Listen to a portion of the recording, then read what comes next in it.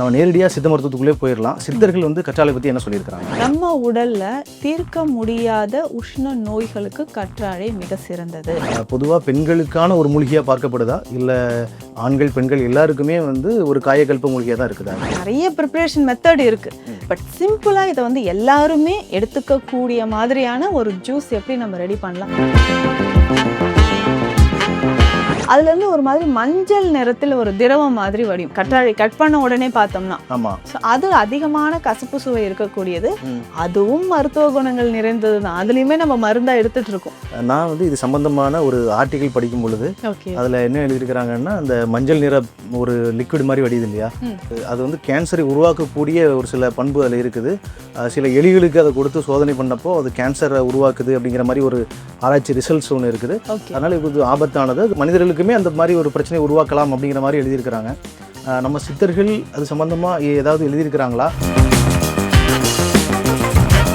Park சைட்லலாம் வந்து juice போட்டு கொடுத்துட்டு இருப்பாங்க. எக்ஸாக்டா. ஸோ அங்கெல்லாம் பார்த்தோம்னா கற்றாழை எடுப்பாங்க, சீவுவாங்க, அப்படியே ஜூஸ் போட்டு மோர் கலந்து கொடுத்துருவாங்க. நான் ஒரு இடத்துல குடிச்சப்போ அவ்வளோ புளிப்பு பயங்கரமா மாதிரி தான் குடிக்க கூடாதுன்னு சொல்றது. அசிடிட்டி அது கிரியேட் பண்ணும். ஆர்த்ரைட்டிஸ், மூட்டு வலி தொடர்பான பிரச்சனைகள், வெளிப்புற பயன்பாடு தானே, அது எல்லாமே எக்ஸ்டர்னல் யூஸ்க்கு தான். Hair dye, natural hair dye நீங்க ரெடி பண்ணணும்னா அது கரியபோலம் தான். ஆண்கள் தொடர்ந்து சாப்பிடக்கூடாது. ஆண்கள் தொடர்ந்து சாப்பிட்டாங்கன்னா ஆண்மை குறைவு ஏற்பட வாய்ப்பு இருக்குது அப்படின்லாம் கூட பேசியிருக்கிறாங்க. அந்த மாதிரிலாம் நடக்குமா? இப்போ ஜென்ரலாக கற்றாழை எங்கள் வீட்லேயே இருக்குங்க. டெய்லி நான் இதை எப்படி பயன்படுத்தலாம், நல்ல ரிசல்ட் வரணுங்க. எனக்கு ஃபேஸ் நல்லா ஒரு க்ளோ ஆகணும். திக்காக நம்ம என்ன பண்ணணும், வெந்தயத்தை போட்டு நல்லா வச்சுட்டு திரும்பவும் அந்த மடலை வச்சு மூடி நூல் வச்சு கட்டிடணும். நெல்லிக்காய் வந்து ஒரு 200 கிராம், முழுசாக இருக்கக்கூடிய எலுமிச்சை 2. அதற்கு அடுத்ததா பயில்ஸ் இருக்கக்கூடிய மக்கள் கற்றாழை எப்படி பயன்படுத்தணும்? ஸோ ரெகுலராக ஒரு 5 நாட்கள் இந்த மாதிரி பயன்படுத்தும் போது அப்பெண்டிசைட்டிஸ் பிரச்சனையும் சர்ஜரியே தேவையில்லை. கர்ப்பிணி பெண்கள், குழந்தைகள், மிக வயதானவர்கள் இவங்களாம் சாப்பிடலாமா?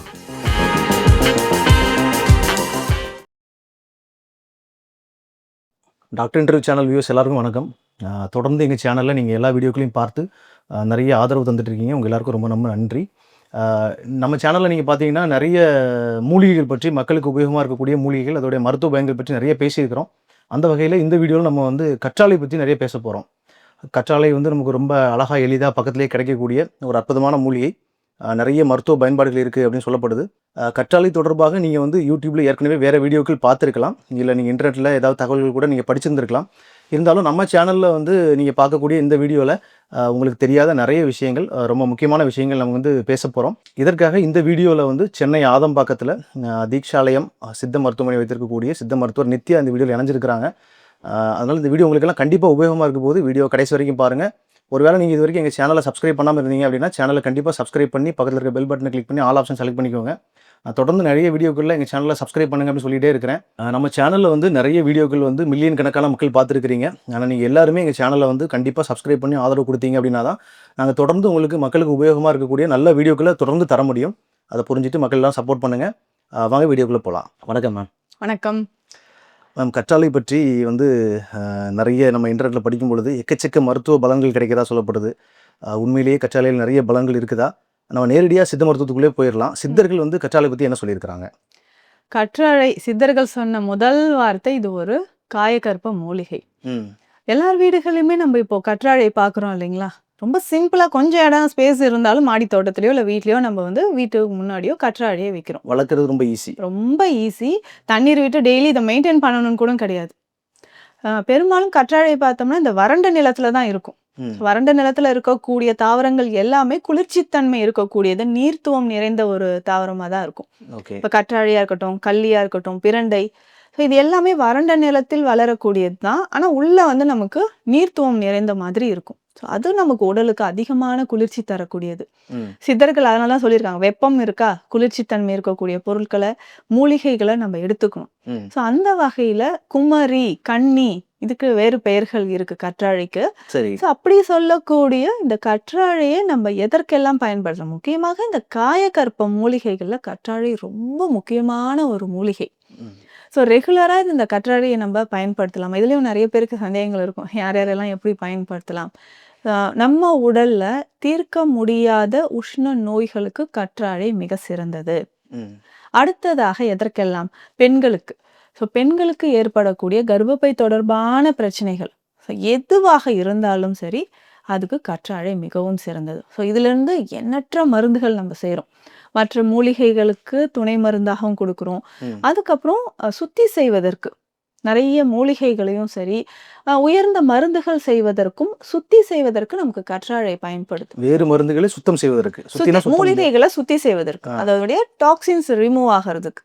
ஓகே. ஸோ அதற்குமே நமக்கு கற்றாழை பயன்படுது. எண்ணற்ற மருத்துவ குணங்கள் இதுல நிறைஞ்சு இருக்குன்னு சொல்லலாம். சரி மேம். இதோட பேர் பார்த்தீங்கன்னாலே நீங்கள் சொன்ன மாதிரி கன்னி, குமரி இந்த மாதிரியான பேர் இருக்குது. நீங்கள் சொன்ன மாதிரி பெண்களுக்கு நிறைய பலன்கள் கொடுக்குது அப்படின்னு சொல்லியிருந்தீங்க இல்லையா? இது வந்து பொதுவாக பெண்களுக்கான ஒரு மூலிகையாக பார்க்கப்படுதா, இல்லை ஆண்கள் பெண்கள் எல்லாருக்குமே வந்து ஒரு காயக்கல்ப மூலிகையாக தான் இருக்குதா?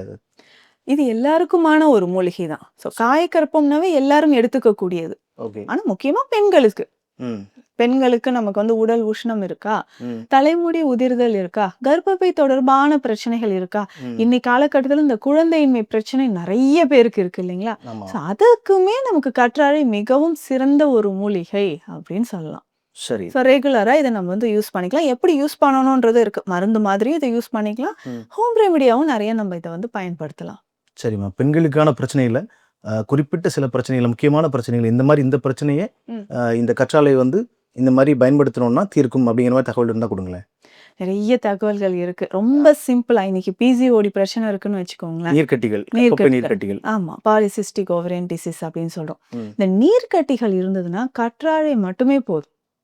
ரொம்ப சிம்பிளா இந்த நீர்க்கட்டி இருந்ததுன்னா ஒபிசிட்டி, உடல் பருமன் அதிகமாகுது, இர்ரெகுலர் பீரியட்ஸ் வரலாம், ஃபைப்ராய்டு யூட்ரஸ் வர்றதுக்கான வாய்ப்புகள் இருக்கு, ஹார்மோன் இம்பேலன்ஸ் ஏற்படுறதுக்கும் வாய்ப்புகள் இருக்கு. ஸோ இதனாலேயே குழந்தையின்மை இஷ்யூஸ் வந்து இது எல்லாமே இன்டர்ரிலேட்டட் தான்ல. ஆமா, பிசிஓடி இருந்தா இதெல்லாம் வரக்கூடியது. சரி. இப்போ அந்த பிசிஓடியை எப்படி தடுக்கலாம்? கற்றாழை நமக்கு ரொம்ப சிறந்தது. காலையில இந்த கற்றாழையை நம்ம ஜூஸ் மாதிரி குடிச்சுக்கிட்டே வரணும் எம்டி ஸ்டொமக்ல. ஸோ அந்த மாதிரி இந்த கற்றாழை சாறு நம்ம பயன்படுத்தும் பொழுது நிறைய மாற்றங்கள், ஸோ உடல்ல வந்து நிறைய மாற்றங்கள் நமக்கு தெரிய ஆரம்பிக்கும். ஸோ கர்ப்பப்பை தொடர்பாக இருக்கக்கூடிய பிரச்சனைகளுக்கு இதுதான் மிக சிறந்தது. இந்த கற்றாழையை நம்ம எப்படி காலையில் பயன்படுத்துவது அப்படின்னு தெரிஞ்சுக்கணும். ஸோ கற்றாழை ஜூஸ் நம்ம சிம்பிளா ரெடி, நிறைய ப்ரிப்பரேஷன் மெத்தட் இருக்கு, பட் சிம்பிளா இதை வந்து எல்லாருமே எடுத்துக்கக்கூடிய மாதிரியான ஒரு ஜூஸ் எப்படி நம்ம ரெடி பண்ணலாம், அதுவும் பெண்களுக்கு இப்போ நீங்க கேட்ட மாதிரி இதை காலை நேரத்துல எப்படி நம்ம பயன்படுத்தலாம்னு பார்க்கலாம். பொதுவாக கற்றாழை உள்ள இருக்கக்கூடிய அந்த மடல் இருக்கு இல்லைங்களா, மடலுக்கு உள்ள இருக்கக்கூடிய அந்த ஜெல் மாதிரி ஒரு பகுதி தான் மருத்துவ குணம் நிறைந்தது. ஸோ இதை தான் நம்ம வந்து கற்றாழை சோறு அப்படின்னு சொல்லுவாங்க. ஸோ இதை பயன்படுத்தி தான் நம்ம ஜூஸ் உள்ள குடிக்க போறோம். ஸோ மேல இருக்கக்கூடிய அந்த மடல்ல மேல இருக்கக்கூடிய திக்கா இருக்கும் அந்த தோல், கிரீன் கலர்ல இருக்கும் இல்லைங்களா, அதை நம்ம ரிமூவ் பண்ணிட்டு உள்ள இருக்கக்கூடிய ஜெல் பகுதியை மட்டும் நம்ம நல்லா வாஷ் பண்ணணும். இதுல வந்து ஒரு மாதிரி கொலகொலப்பு தன்மை இருக்கும், ஸோ மியூக்கஸ் மாதிரி இருக்கும், ஜெல் மாதிரி. ஸோ அதை நல்லா வாஷ் பண்ணணும். ஒரு 5 to 7-8 முறை நம்ம வாஷ் பண்ணதுக்கு அப்புறம் அந்த சோறு பகுதி மட்டும் நமக்கு திக்கா கிடைக்க ஆரம்பிக்கும். ஸோ இதை நம்ம எடுத்து ஒரு சின்ன பீஸ், ஒரு 10 கிராம் அளவுக்கு எடுத்தா கூட போதுமானது தினம்தோறும்.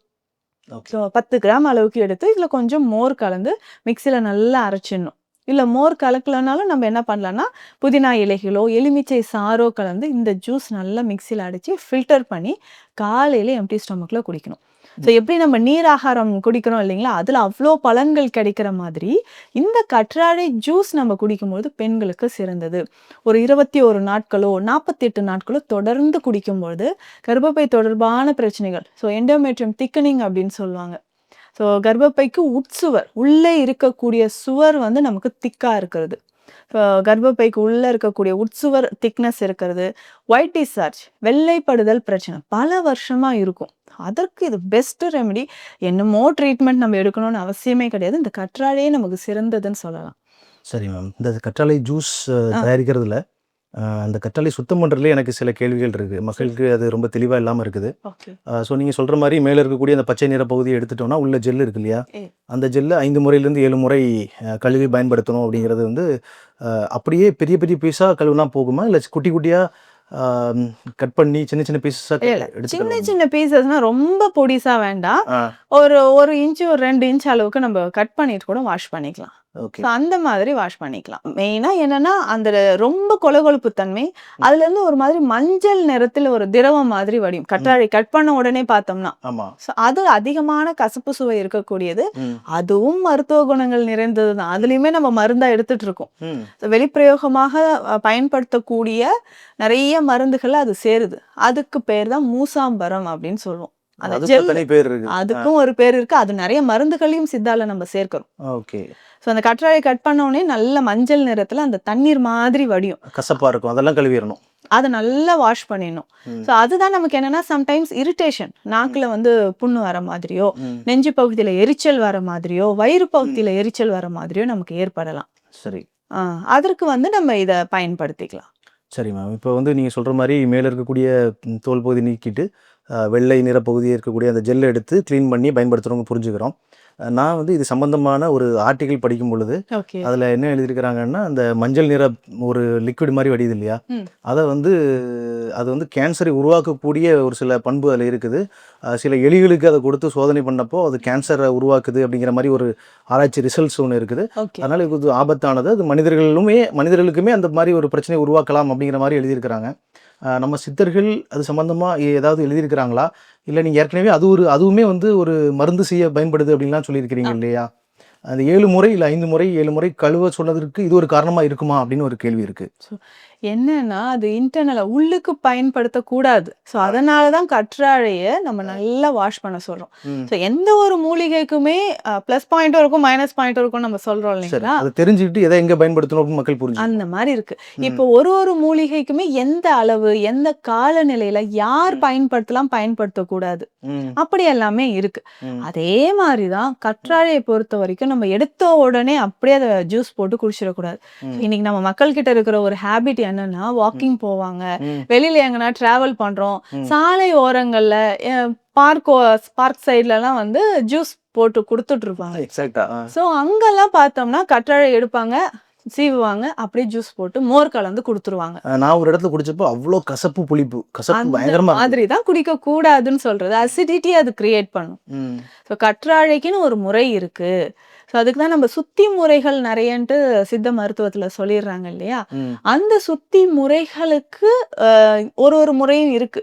கற்றாழை எப்படி நம்ம பயன்படுத்துறோம்னா, இந்த மாதிரி 7 முறை 8 முறை நல்லா தண்ணீரில் கழுவ வேண்டும் அப்படின்னு சொல்லியிருக்கிறதுக்கான காரணம் இதுதான். மேல இருக்கக்கூடிய அந்த ஜெல் எல்லாமே நமக்கு போயிட்டு உள்ள இருக்கக்கூடிய அந்த திக்னஸ், அதுதான் கற்றாழை சோறு அப்படின்னு நம்ம சொல்றோம். அதை தான் நம்ம பயன்படுத்தணும். ஸோ நம்ம எடுத்த உடனே அந்த மேல் தோலெல்லாம் எடுத்துட்டு உள்ள இருக்கிற கற்றாழையை டைரக்டா நம்ம பீசஸா போட்டு ஜூஸ் போட்டு குடிக்கவே கூடாது. ஸோ அதுல இருந்து நமக்கு அந்த மஞ்சள் நிறத்துல ஒரு திரவம் வருது இல்லைங்களா, அது எல்லாமே சேகரித்து அது ஒரு பிசின் மாதிரி ஆயிடும். அதுக்கு பேர் தான் மூசாம்பரம் அல்லது கரியபோலம் அப்படின்னு சொல்லுவோம். அதை எதற்கு பயன்படுத்துவோம்? நிறைய மருத்துவ குணங்கள் இருக்கு. கற்றாழைக்குல எவ்வளவு மருத்துவ குணங்கள் இருக்கோ அவ்வளவு குணங்கள் அதுலயும் இருக்கு. சரி. ஆர்த்ரைட்டிஸ், மூட்டு வலி தொடர்பான பிரச்சனைகள், வெளிப்புற பயன்பாடு தானே, எல்லாமே எக்ஸ்டர்னல் யூஸ்க்கு தான். ஓகே. தலைமுடிக்கு ஒரு பெஸ்ட் தைலம் நீங்க ரெடி பண்ணணும்னா அதுக்கு வந்து இந்த கரியபோலம் பயன்படுத்தலாம். Hair dye, natural hair dye நீங்க ரெடி பண்ணணும்னா அது கரியபோலம் தான். ஸோ இதை பயன்படுத்தி இதனோட சில மூலிகைகள் சேர்த்து நம்ம வந்து ஹேர் டை ரெடி பண்ணலாம். அவ்வளவு முக்கியமான மூட்டு வலியா, முதுகு வலி இருக்கு, தசை பிடிப்பு இருக்கு, ரத்த கட்டு இருக்கு, இது எல்லாத்துக்குமே எக்ஸ்டர்னலா பற்று மருந்துன்னு சித்த மருத்துவத்துல இருக்கு இல்லைங்களா, அதுல மிக சிறந்ததுன்னா மூசாம்பர பற்று அப்படின்னு நம்ம சொல்றோம். அந்த மூசாம்பர பற்று நம்ம வந்து எக்ஸ்டர்னலா யூஸ் பண்ணிக்கலாம், வெளிப்பிரயோகமாக பயன்படுத்தலாம். மூட்டு வலி நிறைய பேருக்கு ஆர்த்ரைட்டிஸ்னா மூட்டு வீக்கம் இருக்கும். சோ அதை சரி செய்யறதுக்கு நமக்கு இந்த கரியபோலம் பயன்படுது. மூசாம்பர பற்றுன்னு மருந்து கிடைக்குது. நீங்க சித்தா மருந்தகங்கள்ல மூசாம்பர பற்று வேணும்னு கேட்டா அது உங்களுக்கு கொடுப்பாங்க. சோ பவுடர் ஃபார்ம்ல இருக்கும். மூசாம்பரம் அப்படின்னு சொல்ற இந்த கரியபோலத்தோட சில மூலிகைகள் சேர்த்து ஒரு பவுடர் ஃபார்ம்ல இருக்கும். இதை எப்படி பயன்படுத்தலாம்னா, வெந்நீர், நல்ல ஹாட் வாட்டர்ல இந்த பவுடரை போட்டு மிக்ஸ் பண்ணி மூட்டுல நம்ம பத்து போடலாம். அப்படி இல்லைன்னா முட்டையோட வெண்கரு விட்டு கொஞ்சம் வெந்நீர் விட்டு நல்லா கலந்து பற்று போடணும். வெரிகோஸ் வெயின் இருக்கு இல்லைங்களா, கால்பாத வீக்கம் இருக்கும். ஸோ நிறைய பேருக்கு இந்த குதிகால் பகுதியில் ஆங்கிள் ஜாயிண்ட்ஸ் எல்லாம் வீக்கம் இருக்கும். அந்த வீக்கம் குறைவதற்கு இந்த மூசாம்பர பற்று நமக்கு பயன்படுது. மேம், நீங்கள் வந்து இதோட பேர் வந்து குமரி, கன்னி இப்படி இருந்தாலும் எல்லாருக்குமே பயன்படுதுன்னு ஏற்கனவே சொல்லிட்டீங்க. ஆனாலும் சில இடங்கள்ல சில வீடியோக்கள்ல வந்து நம்ம பார்க்குறோம், இது வந்து ஆண்கள் தொடர்ந்து சாப்பிடக்கூடாது. ஆண்கள் தொடர்ந்து சாப்பிட்டாங்கன்னா, ம். ஆண்மை குறைவு ஏற்பட வாய்ப்பு இருக்கு அப்படின்லாம் கூட பேசியிருக்கிறாங்க. ஓகே. அந்த மாதிரிலாம் நடக்குமா? எந்த ஒரு மூலிகையுமே நம்ம தொடர்ந்து சாப்பிட வேண்டாம். ஆ, இப்போ கற்றாழைய நம்ம சாப்பிடுறோம். ஆண்களோ, பெண்களோ சாப்பிடுறோம்னா, சரி. பேசிக்கா ஒரு 21 நாட்களோ, 1 மண்டலம் 48 நாட்களோ, ஒரு 60 நாட்களோ பயன்படுத்திட்டு விட்டுறலாம். ஓகே. அதன் பிறகு ஒரு 6 மாதம், 8 மாதம் கழித்து திரும்ப சாப்பிடலாம். தினந்தோறும் குடிக்கிறேன், கற்றாழை ஜூஸ் குடிக்கிறேன் அப்படிங்கிறத தவிர்க்கணும். தேவையே இல்ல. இன்னொன்னு பார்த்தோன்னா, கிளைமேட் சேஞ்ச் ஆகுது பார்த்தீங்களா? இப்ப மழைக்காலம் வருது. ம். இப்ப நான் போய் கற்றாழை குடிக்கிறேன். பனிக்காலத்துல கற்றாழை குடிக்கிறேன்னா ஃபீவரே வந்துரும். ஏன்னா ஓகே. கற்றாழை குளிர்ந்த தன்மை இருக்கக்கூடியது. ஆ. ஸோ நம்ம சம்மர் டைம்லயோ, நம்ம உடல் உஷ்ணமாக இருக்கக்கூடிய சமயங்கள்லயோ, ம். இல்ல உடலுக்கு இந்த பிரச்சனை நமக்கு இருக்கு. நோய்க்காக நம்ம கற்றாழை மருந்தாக எடுக்கிறோம்னா, அந்த டைம்ல எடுத்துக்கலாம். இத விட்டு நான் வருடம் முழுவதும் கற்றாழை சாப்பிடுறேன்னா, கண்டிப்பாக நமக்கு சில காலநிலை மாற்றத்தினாலயோ, நம்ம ஏதாவது குளிர்ச்சியான உணவு சாப்பிட்டுருப்போம். ம். இல்ல நம்ம நல்ல ஹேர் வாஷ் தலை குளிச்சிருப்போம், ஏசில இருந்திருப்போம். அப்பவும் நான் கற்றாழை சாறு குடிக்கிறேன்னா, கண்டிப்பா ஃபீவரே வந்துரும். ஓகே. அதுக்குன்னு அந்த காலம், நேரம் பார்த்து நம்ம கற்றாழையை பயன்படுத்துறது நல்லது. கற்றாழை ஜெல் எடுத்து ஃபேஸ் பேக் போடுறதுக்கு பயன்படுத்துவாங்க அப்படின்னு படிக்கிறோம். ஃபேஸ் பேக் போடணும், கற்றாழையை முகத்துக்கு பயன்படுத்தணும் அப்படின்னு நினைக்கக்கூடிய மக்கள் ம். எப்படி பயன்படுத்தணும்? எந்த மாதிரி பலன்கள் கிடைக்கும் அவங்களுக்கு? இந்த கற்றாழைன்னு சொல்லும்போது, இன்டர்னலா மட்டும் இல்ல. நம்ம உடல்ல எக்ஸ்டர்னலா வெளிப்பிரயோகமாக, அதாவது அழகு சம்மந்தப்பட்ட நெறைய காஸ்மெட்டிக்ஸ்ல இது இல்லாம இருக்காது. ஆமா. எந்த ஃபேஸ் வாஷ் அது இது எதை வாங்கினாலுமே அதில் வந்து இதுதான் போட்டிருக்கிறாங்க கண்டிப்பா. இல்லையா? கற்றாழை படம் போட்டு தான் கற்றாழை படம் போட்டாவே நம்ம நம்பி வாங்கிடுவோம். ம். இதுல என்னன்னா, ஹேர் ஆயில்ல இருந்து ம். நம்ம ஃபேஸ்க்கு சருமம் பொலிவாக இருப்பதற்கு, சரும நோய்களை குணமாக்குவதற்கு, ம். நம்ம உடல்ல இருக்கக்கூடிய அதிகமான உஷ்ணத்தை தணிப்பதற்கு கற்றாழை பயன்படுது. ஓகே. இத மருந்துகளாக செய்யலாம். வெறும் கற்றாழைனாவே நம்ம வந்து ஜெல் எடுத்து நம்ம யூஸ் பண்றோம். அந்த ஜெல் எடுத்து ஃபேஸ்ல போடுறோம்னு கிடையாது. ம். இத வந்து டெய்லி நம்மளால கற்றாழை ப்ரிப்பேர் பண்ண முடியலன்னா, நெறைய மருந்துகள் இருக்கு. சித்த மருத்துவத்தில். அத வந்து நம்ம பயன்படுத்திக்கலாம். இப்போ நீங்க ஃபேஸ்க்கு கேட்டீங்க இல்லையா? ஃபேஸ்ல எப்படி கற்றாழை பயன்படுத்துவதுன்னா, இதே ப்ராசஸ் தான். நம்ம கற்றாழை எடுத்து நல்லா வாஷ் பண்ணிடணும். அந்த மஞ்சள் நிற திரவமோ, அந்த ஜெல் மாதிரி எதுவும் இல்லாம, தண்ணீர் சேர்க்காமல் இத மிக்ஸில நல்லா அரைச்சு பேஸ்ட் மாரி எடுத்து அப்படியே நம்ம அப்ளை பண்ணிடணும். ஓகே. ஸோ 1 மணி நேரமாவது முகத்துல இருக்கணும். இப்போ வெயில்ல போயிட்டு வரோம், சன்டான் ஆகுது. ஸோ என்ன பண்ணணும்னா கற்றாழை ஃபேஸ்ல அப்ளை பண்ணிக்கலாம். 1 மணி நேரம் வச்சுட்டு வாட்டர் வச்சு வாஷ் பண்ணிடலாம். ஸோ இது என்ன பண்ணுதுன்னா, நம்ம சருமத்துக்கு அந்த டீஹைட்ரேஷன் சொல்றோம் இல்லைங்களா? ஸோ அது நடக்காமல் இருக்கும். வறட்சி தன்மை வராமல் இருக்கும். கண்ணுக்கு கீழே கருவளையமோ இல்ல ரொம்ப டயர்ட்னஸ் சிஸ்டம் பார்த்துக்கிட்டே இருக்காங்க இல்லையா? அவங்களுக்கெல்லாம் கண்ணை சுத்தி இதை அப்ளை பண்ணிக்கலாம். இதிலிருந்து செய்யக்கூடிய தைலம் பயன்படுத்திக்கலாம். குமரி தைலம்னு சொல்லுவோம். சரி. இந்த தைலம் அதுவும் நான் சொல்றேன் எப்படி ப்ரிப்பேர் பண்றது, கற்றாழையில இருந்து எப்படி கூந்தல் தைலம் செய்யறது, இது எல்லாமே நம்ம பார்க்கலாம். இப்ப ஜென்ரலா கற்றாழை என் வீட்லயே இருக்குங்க. டெய்லி நான் இதை எப்படி பயன்படுத்தலாம், எவ்வளவு நாட்பட்டு இருக்கக்கூடிய சரும பிரச்சனைகளையும் தீர்க்கக்கூடியது கற்றாழை. நல்ல ரிசல்ட் வரணுங்க. எனக்கு ஃபேஸ் நல்லா ஒரு க்ளோ ஆகணும். எவ்வளவோ எக்ஸ்பென்சிவான இன்னைக்கு ட்ரீட்மெண்ட்ஸ்லாம் இருக்கு. லேசர் வரைக்கும் போய் ட்ரை பண்றவங்கலாம் இருக்காங்க. ஸோ அது எதுவுமே வேண்டாம். தினம்தோறும் கற்றாழை முகத்தில் நம்ம அப்ளை பண்ணிட்டு வந்தாவே முகம் வந்து ஒரு வசீகர தன்மை வரும். ஓகே. முகத்துல வந்து ஒரு தேஜஸ் வருதுன்னு சொல்றாங்க இல்லையா? அதுதான். ஸோ இது நம்ம முகத்துல போட போட என்ன ஆகும்னா முகம் நமக்கு பொலிவாக இருக்கும். ரொம்ப சிம்பிளா. நம்ம போட போறோம். அடுத்து நம்ம ஒர்க் என்னவோ அன்னைய ஒர்க் நம்ம பார்த்துட்டே இருக்க போறோம். சிஸ்டம் ஒர்க் ரொம்ப பண்றவங்களுக்கு முகம் ஒரு சோர்வாகவே இருக்கும்.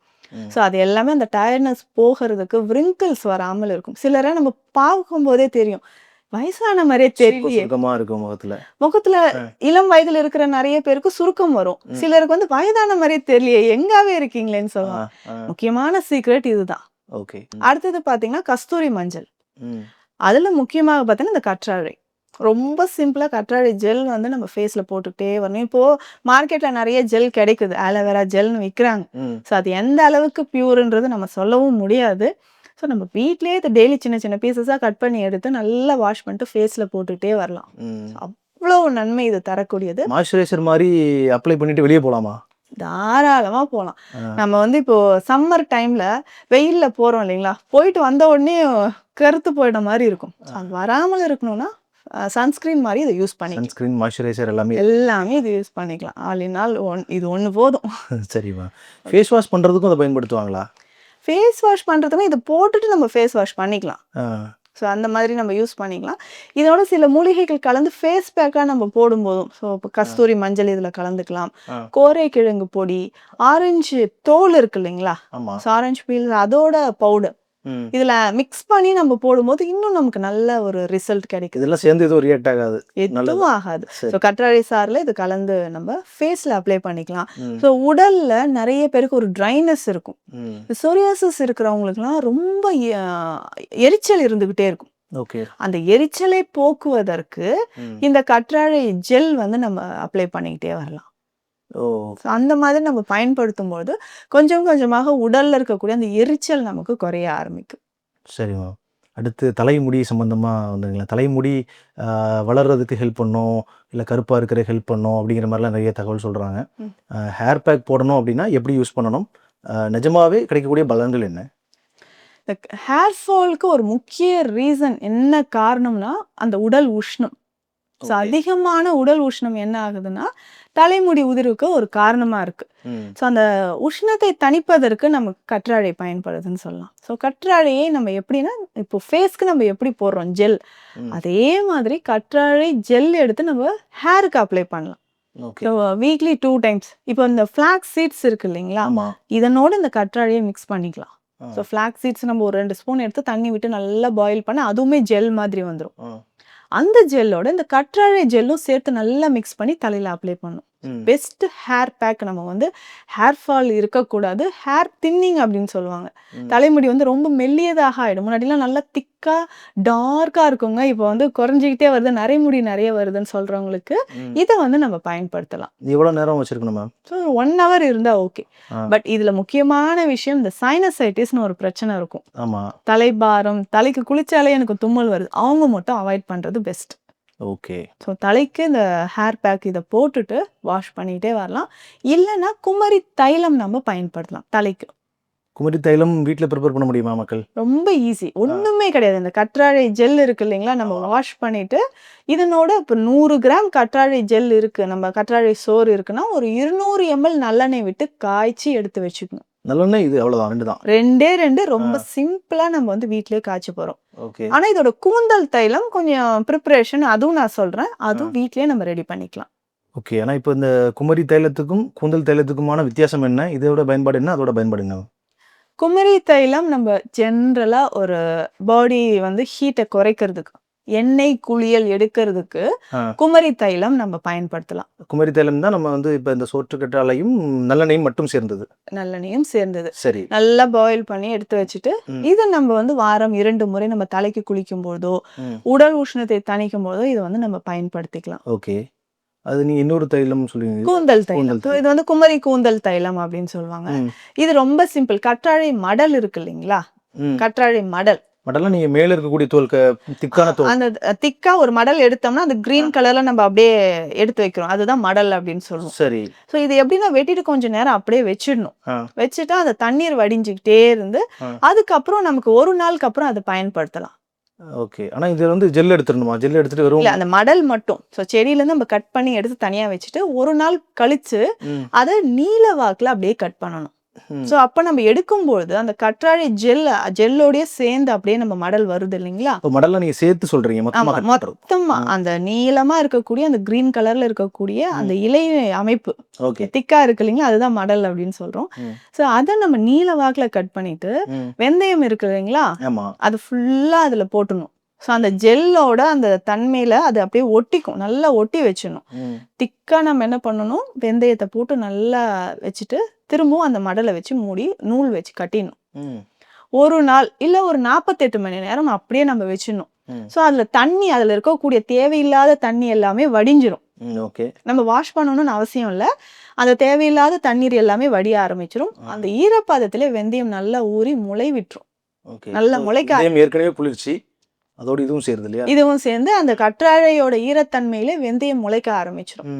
ஸோ நம்ம ஓப்பன் பண்ணி அந்த த்ரெட்டை எடுத்துட்டு ஓப்பன் பண்ணி பார்த்தா வெந்தயம் நல்லா சின்ன சின்னதாக முளை விட்டுருக்கோம் ஒரு 2 நாளில்.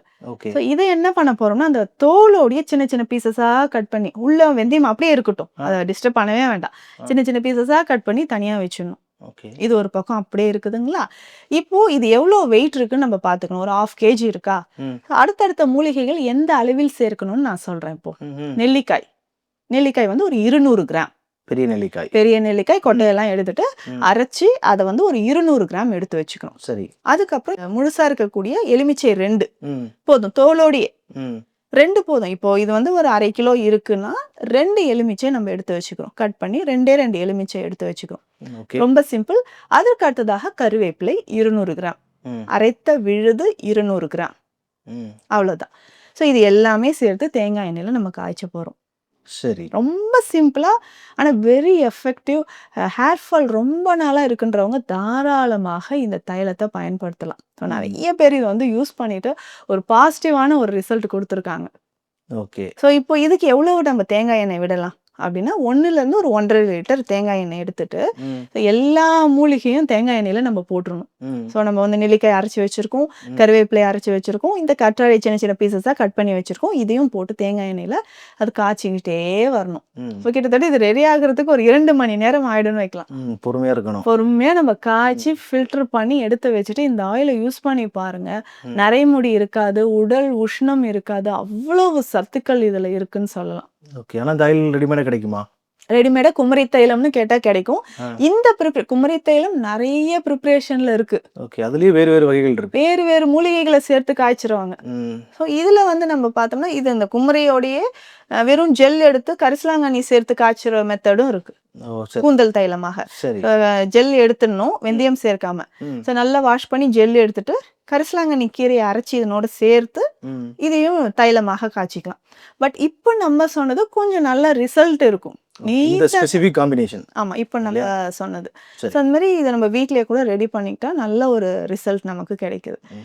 இப்போ நான் அந்த கற்றாழை சொன்னேன் இல்லைங்களா? கற்றாழையோடு கரிசலாங்கண்ணி சேர்த்து காய்ச்சிற தைலம் ம். உள்ளுக்கு பயன்படுத்துவாங்க.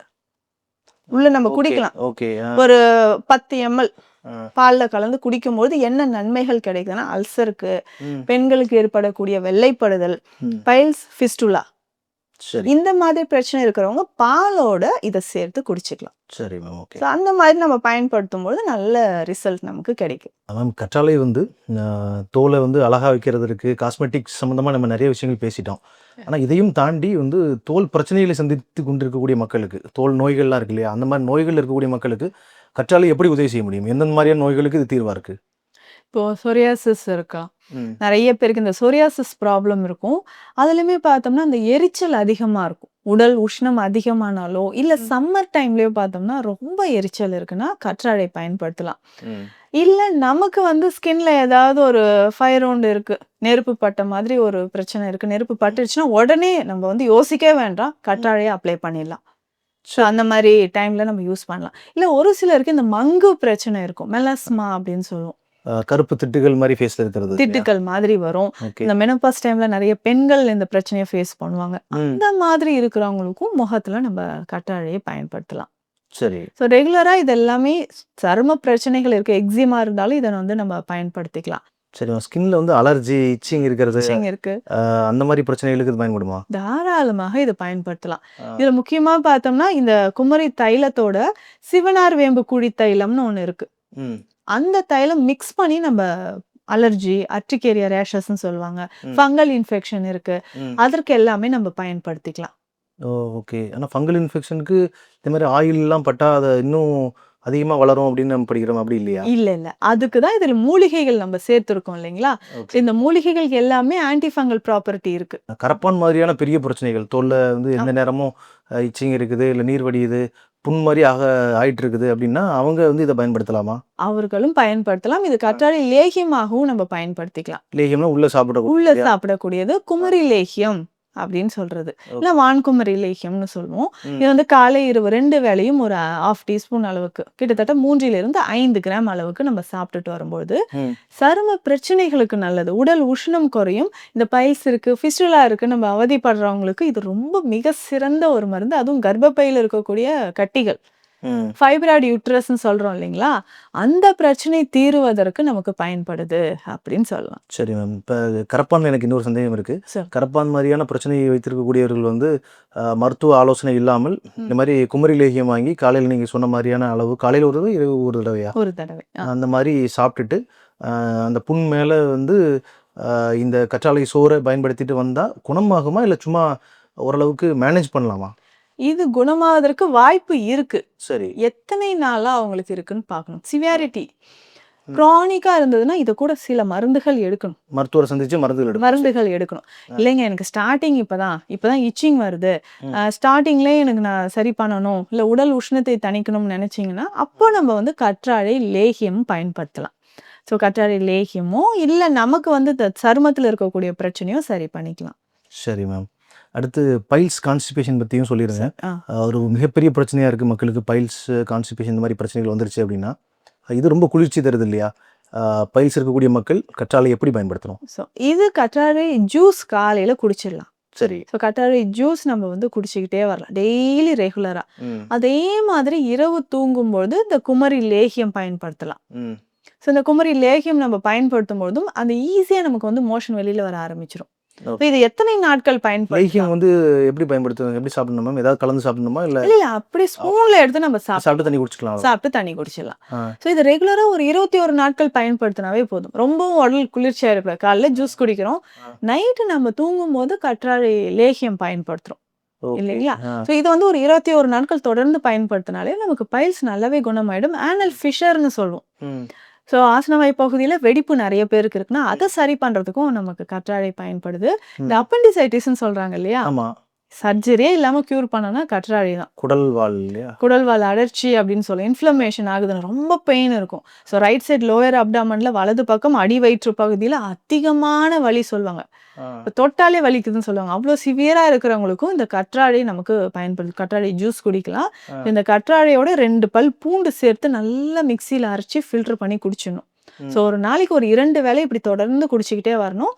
தேவைப்பட்டால் மலச்சிக்கல் அதிகமாக இருந்ததுன்னா இதுல ஒரு 5 ml விளக்கெண்ணெயும் சேர்த்துக்கணும். காலையில குடிக்கும்பொழுது. ஸோ ரெகுலரா ஒரு 5 நாட்கள் இந்த மாதிரி பயன்படுத்தும் போது அப்பெண்டிசைட்டிஸ் பிரச்சனையும் சர்ஜரியே தேவையில்லை. ஆனா அப்பெண்டிசைட்டிஸ் ஒரு தீவிரமான பிரச்சனை இல்லையா? அது வந்து ரிஸ்க்கும் இருக்குல்ல. இப்ப தீவிரமான ஒரு அப்பெண்டிசைட்டிஸ் இருந்து சில பேர் இறந்து கூட போறாங்க. அது வெடிச்சிருச்சு அப்படின்னு மேல இறந்து தான் போறாங்க. அந்த மாரி சூழ்நிலையில இருக்கக்கூடிய மக்கள் வந்து இத எடுத்து சாப்பிட்டுட்டு தொடர்ந்து சாப்பிட்டுட்டு அந்த மாரி பிரச்சனைக்குள்ள போயிறக்கூடாது இல்லையா? ஸோ கண்டிப்பா இது வந்து ஃபர்ஸ்ட் அண்ட் செகண்ட் ஸ்டேஜ்ல இருக்கிறவங்களுக்கு தான் இதை நம்ம பயன்படுத்த போறோம். ஆ. இப்போ தீவிர நிலை ரொம்ப இன்ஃப்ளமேஷன் ஆயிடுச்சு சொல்லுவாங்க இல்லையா? அழுகி போயிடுச்சு குடல் வரைக்கும் அது பரவிடுச்சுன்னா கண்டிப்பா அது சர்ஜரி பண்ணி ரிமூவ் பண்றது தான் நல்லது. ஓகே. ஆரம்ப காலகட்டத்திலே எனக்கு இருக்குங்க அப்படின்னு சொல்லுவாங்க. அந்த பெயின் இருந்துகிட்டே இருக்குன்னா, ம். ஸோ இப்பதான் லைட்டா இருக்கு ஒரு நாள் சோதனை பண்ணி எந்த லெவல்ல இருக்குன்னு கண்டுபிடிச்சு மருத்துவர் ஆலோசனையோட ஒரு சித்த மருத்துவர் ஆலோசனையோட வேணா எடுக்கலாம். எடுக்கலாம். ஸோ இப்போ ஸ்டார்டிங் ஸ்டேஜ்லங்க இந்த ஒரு 4-5 நாள் இந்த பெயின் கில்லர் போயிடுங்க சரியாயிடும் அப்படின்னு சொல்லுவாங்க. ஸோ இவங்களும் ஒரு 4 to 5 days சாப்பிடுவாங்க சரியாயிடும். திரும்ப ஒரு 6 மாதம் கழிச்சு திரும்ப இன்ஃபெக்ஷன் வரும். அந்த மாதிரி இருக்கிறவங்களுக்கு நம்ம இந்த கற்றாழை சாறு நான் சொன்ன மாதிரி பயன்படுத்தலாம். ரொம்ப சிவியரா ஆயிடுச்சுங்க. அது வந்து ரத்தம் கசிவு இருக்கு, இன்டர்னல் ப்ளீடிங் சிவியர் ஆயிடுச்சு அப்படின்னு சொன்னா கண்டிப்பா அதற்கான சிகிச்சைகள் என்னவோ அதை தான் நம்ம தேர்ந்தெடுக்கும். சரிம்மா. ஹோம் ரெமடிஸ் நிறைய நோய்களுக்கு ஸ்டார்டிங்ல தான் நமக்கு சிவியரா இருந்துச்சுன்னா ஹோம் ரெமடிஸ் நம்ம யூஸ் பண்ணக்கூடாது. Okay ma'am. இப்போ வந்து இந்த கற்றாழை சம்பந்தமா எனக்கு தெரிஞ்ச பலன்கள் நான் நிறைய உங்ககிட்ட கேட்டுட்டேன். எது எதுக்கு பயன்படுத்தி எப்படி பயன்படுத்தணும் அப்படின்னு. இதை தவிர விடுபட்ட வேறு ஏதாவது பயன்பாடுகள் இருந்தாலும் நீங்க எங்களுக்கு சொல்லுங்க. நிறையவே இருக்கு. இப்போ அல்சருக்கு பயன்படுத்தலாம். ஓகே. குடல் பகுதியை சுத்தமாக்குவதற்கு பயன்படுத்தலாம். ஸோ பிளட் பியூரிஃபையராக எடுக்கிறதுக்கு சுகர் பேஷண்ட்ஸும் இதை வந்து எடுத்துக்கலாம். நிறைய பேருக்கு இந்த டவுட் இருக்கும். சுகர் இருக்கு, கொலஸ்ட்ரால் இருக்கு, ஹார்ட் ரிலேட்டடாக ஏற்கனவே நான் இந்த ட்ரீட்மெண்ட்டோ இல்லை சர்ஜரியோ பண்ணியிருக்கேன், ஆலோவேரா எடுக்கலாமா? ஜென்ரலா இது வந்து எடுக்கலாம். சொன்ன மாதிரி ஒரு குறிப்பிட்ட நாள் அளவு ஒரு 20 days ஒரு 2 weeks எடுத்துட்டு ஸ்டாப் பண்ணிடலாம். ரெகுலரா கூட தேவையில்லை. சரி. ஸோ அல்சர் நாட்பட்டு இருக்கக்கூடிய அல்சர் பிரச்சனைக்கு வயிறு புண்ணு இருக்கும். அந்த கற்றாழை சோறு இந்த மோரோட கலந்து நம்ம குடிக்க கொஞ்சம் கொஞ்சமாக அந்த எரிச்சல் நமக்கு குறைய ஆரம்பிக்கும். ஓகே. ஸோ நிறைய பேருக்கு சிவியரா உள்ள வந்து நமக்கு அல்சர் ஃபார்ம் ஆயிருக்கும். இரும்பும் போதே லைட்டா வந்து பிளட் வர மாதிரி இருக்கு. மோஷன் போகும்போது நெஞ்செரிச்சல் இருக்கு, கேஸ்ட்ரைட்டிஸ் சொல்லுவாங்க. மோஷன் போகும்போது எனக்கு ப்ளீட் ஆகிற மாதிரி இருக்கு. அந்த அளவுக்கு சிவியரா இருக்குன்னா இது வந்து பெஸ்ட் டெமுல்சன்ட் அப்படின்னு சொல்லலாம். உள்ள அழல் ஆற்றின்னு சொல்லுவாங்க. உள்ள இருக்கக்கூடிய புண்களை. ஸோ அல்சர் இருக்கிறவங்க ஃபுட் மேலும் மேலும் போட்டா இன்னும் இரிட்டேட் ஆகும். ஸோ அதை வந்து கூல் பண்ணுறதுக்கும் புண்ணை ஆற்றுவதற்கும் கற்றாழை மோர் ரொம்ப சிறந்தது. ஸோ மோரோடு சேர்த்து அந்த கற்றாழையை நம்ம குடிக்கணும். சரி மேம். நீங்கள் சொல்லும் பொழுது சுகர் பேஷண்ட்ஸ்க்கு கூட இது யூஸ்ஃபுல்லாக இருக்குது அப்படின்னு சொன்னீங்கல்ல. டயபெட்டிஸ் வந்து ஒரு மிகப்பெரிய பிரச்சனையாக இருக்குது மக்களுக்கு. எல்லாருமே கிட்டத்தட்ட மருந்து மாத்திரைகள் தான் சாப்பிட்டுட்டு இருக்கிறாங்க. நம்ம மூலிகை சித்த மருத்துவத்தில் இருக்கக்கூடிய சில மூலிகைகள் வந்து சுகரை குறைக்குது அப்படின்னு நம்ம பேசினாலும் எந்த அளவுக்கு அது வந்து குறைக்குது அப்படிங்கிறது தான் சரியாக புரியலை. இப்போ நம்ம குறிப்பாக இந்த கற்றாழை பற்றி பேசும்பொழுது டயபெட்டிஸ் சுகர் இருக்கக்கூடிய மக்கள் இந்த கற்றாழையை கொஞ்ச நாள் நீங்கள் சொன்ன மாதிரி 1 மாதம் இந்த மாதிரி 21 டேஸ் இந்த மாதிரி தொடர்ந்து பயன்படுத்தினால் சுகர் லெவலில் கண்டிப்பாக வித்தியாசம் தெரியுமா? நல்ல வித்தியாசம் தெரியும். சரி. கற்றாழை நம்ம சொன்ன மாதிரி ஜெல் எடுத்து வச்சுட்டு இது கூட நெல்லிக்காய் நம்ம சேர்த்துக்கலாம். ஸோ நெல்லிக்காய் சேர்த்து நம்ம பயன்படுத்துகிறோம்.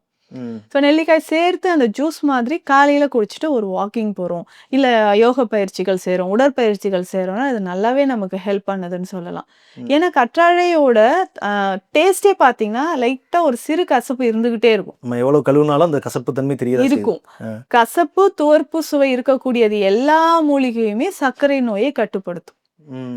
ஒரு சிலருக்கு பார்த்தோம்னா இந்த டயபெட்டிக் அல்சர்னு சொல்லுவோம். சுகர் எப்போ வந்துச்சு அப்போலேருந்து எனக்கு அல்சர் இருந்துகிட்டே இருக்கும், வயிறு புண்ணு இருக்கும், கால்கள் புண்கள் இருக்கும். அதை சரி செய்யறதுக்கும் கற்றாழை இன்டர்னலா எடுக்கலாம். கால்கள்ல இருக்கக்கூடிய புண்களுக்குமே ஆவாரம் பூ இலைகள் இருக்கு இல்லைங்களா, அந்த இலைகளோட கற்றாழையை சேர்த்து அரைத்து நம்ம வந்து மேல அப்ளை பண்ணிக்கிட்டே வரணும். ஆனால் இதுவும் ஒரு ஆபத்தான விஷயம் இல்லையா? காலில் புண், சுகர்னால புண் வந்த பிறகு அது ரொம்ப வேகமா பெரிய அளவில் பாதிப்பை ஏற்படுத்துது அப்படிங்கிறாங்க. கண்டிப்பா. அதனால அந்த புண்ணு இருக்கிறவங்க இதற்காக வெயிட் பண்ண வேண்டாம் இல்லையா? இந்த மருந்து போடுறது சுகமாகும் அப்படின்னு. எந்த மாதிரி லெவலில் இருக்கிறவங்க இதை பயன்படுத்தலாம், எந்த மாதிரி பிரச்சனையில் இருக்கிறவங்க உடனடியாக மருத்துவமனைக்கு போகணும்? இப்போ ஸ்டார்டிங்ல இப்போ டயபெட்டிக் அல்சர் ஒரே நாள்ல நமக்கு ஸ்ப்ரெட் ஆகாது. சரி, லைட்டா எனக்கு கொசு கடிச்ச மாதிரி இருந்ததுங்க, ஒரு நாள் சொரிஞ்சா 2 நாள் சொரிஞ்சா லைட்டா ப்ளீட் ஆச்சு, ஒரு டாட், இது அப்படியே டெவலப் ஆக ஆரம்பிச்சிடும்.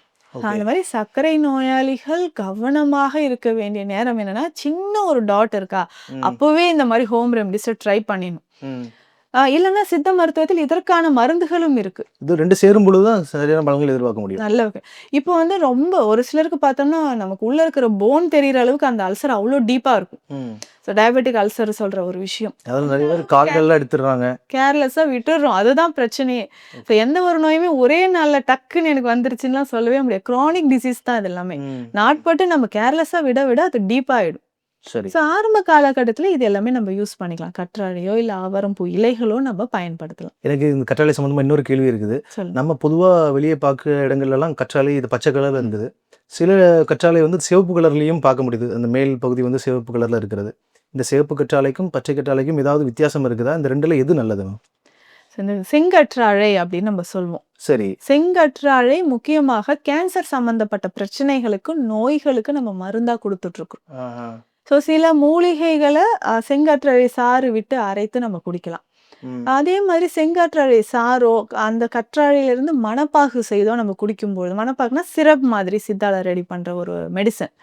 ஸோ அதை சிரப் மாதிரி நம்ம குடிக்கும்போது கொஞ்சம் கொஞ்சமாக நம்ம உடல்ல இருக்கக்கூடிய உஷ்ணத்தன்மை குறைய ஆரம்பிக்கும். ஸோ செங்கற்றாழைக்குமே சிறப்பான மருத்துவ குணங்கள், ரெண்டுமே நம்ம வந்து நிறைய மருத்துவ குணங்கள் இருக்கு. கற்றாழையோட ஒரு வகை தான் இந்த செங்கற்றாழை. கடைசியாக ஒரு கேள்வி, நீங்கள் ஏற்கனவே வந்து சுகர் இருக்கிறவங்க எல்லாம் பயன்படுத்தலாம்னு சொல்லிட்டீங்க. இதை தவிர கற்றாழையை பயன்படுத்த வேண்டாம், இவர்கள் இந்த குறிப்பிட்ட பிரச்சனையில் இருப்பவர்கள் இந்த குறிப்பிட்ட நேரத்தில் இதை பயன்படுத்த வேண்டாம் அப்படின்னு ஏதாவது சொல்ல முடியுமா? குறிப்பாக கர்ப்பிணி பெண்கள், குழந்தைகள், மிக வயதானவர்கள் இவங்களாம் சாப்பிடலாமா? ஸோ கற்றாழை வந்து எந்த டைம்ல நம்ம யூஸ் பண்றோம் அப்படின்றது முக்கியம். ஸோ சம்மர் டைம்ல பாடி ஹீட்டா இருக்கா, கொஞ்சமா எடுத்துக்கலாம். ஒரு 50 ml 60 ml கற்றாழை சாறு பிரெக்னன்சி டைம்ல எடுக்கலாம். பட் தொடர்ந்து எடுக்க வேண்டாம். ஒரு நாள் எடுத்தோம்னா விட்டுறலாம். ஓகே, அதோட முடிஞ்சது. இது குழந்தைகளுக்கும் ஒரு சிலருக்கு பார்த்தோம்னா இந்த டேஸ்ட் பிடிக்காம வாமிட் பண்றதுக்கு வாய்ப்பு இருக்கு. ஸோ வாந்தி வரும். ஆனா இது நம்ம குறிப்பிட்ட வயது இருக்கிறவங்க, ஸோ அடல்ட்ஸ் வந்து ஒரு 2 வாரமோ 21 நாட்களோ தொடர்ந்து பயன்படுத்திட்டு அதுக்கப்புறம் ஸ்டாப் பண்ணிடலாம். கபம் சார்ந்த பிரச்சனைகள் தவிர்த்திடலாம். குடிக்கிறவங்க ஓகே, இந்த கற்றாழை மணப்பாகு இருக்கு இல்லைங்களா, அதை குடிக்கலாம். சிரப் மாதிரி இனிப்பா இருக்கும், அதை குடிச்சிருவாங்க. ஸோ இன்னும் ஒரு சிலருக்கு வந்து பார்த்தோம்னா இந்த சைனசைட்டிஸ் அண்ட் அந்த கபம் சார்ந்த பிரச்சனை, வீசிங், ஆஸ்மா, இந்த மாதிரி பிரச்சனை இருக்கவங்க கற்றாழையை கண்டிப்பா தவிர்க்கணும்.